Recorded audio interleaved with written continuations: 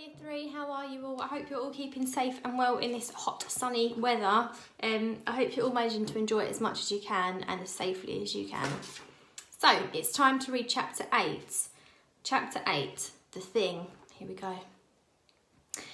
Harry said no more and followed him along the tunnel that led to the no-top world. It was night, and the two young centipedes poked their feelers out side by side and felt around and sniffed the outside air. It smelt wildly exciting. They couldn't see much with their weak little eye clusters, but their feelers told them there were lots of interesting things around. I can smell food, whispered George. Me too. What is it? Harry whispered back. George crawled a little further out of the hole and waved his feelers some more. It's something lovely and meaty, anyway. Let's follow its smell and find out what it is. They crawled swiftly out and ran across the ground. It was great to be outdoors. Harry wondered why his mother had never brought him before. He could feel the fresh air along his segments and knew by instinct that he mustn't stay out for long. The air could dry him out. Meanwhile, this was the best fun he'd ever had.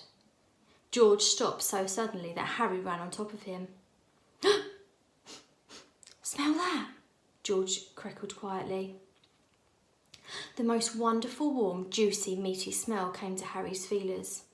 It was so close. What is it? A mouse? No, I don't know what it is. It's over there. Let's go and get it. It might be too big. It's not. You can feel the vibrations of its feet. It's not much bigger than us. Come on. Let's go for it. Get your poison pincers ready. George started to run, and Harry, who was still on his back, fell off. He rightened himself and ran after George. He didn't want to be left behind. They turned a corner and beside the large stone, and suddenly they saw it. In fact, they practically ran into it. It was the fearsomest looking creature they had ever seen. It was a thing called a mole cricket, like an enormous furry cockroach, armed with a huge pair of front paws like bears. George reared up in terror, and his top half did a swift U-turn in the air. Let's get out of here! He crackled shrilly and turned to flee. As George span around, the thing turned as well, and it came lumbering after him. George was well on his way, but Harry wasn't. He was so frightened he just stood there, and the thing came running towards him, looking like a charging rhinoceros would to us. At the last second, Harry tried to dodge out of its path, but the thing turned its great ugly head, and its terrible claws made a swipe for Harry.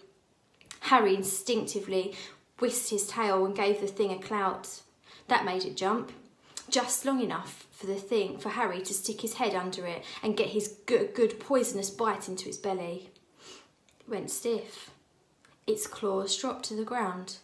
In another second, its thick jointed legs had collapsed under it, and it fell with a thud, right on top of Harry. Oh, I'm excited to read Chapter 9 now. I'm sure you are too. You have to wait until tomorrow, I'm afraid.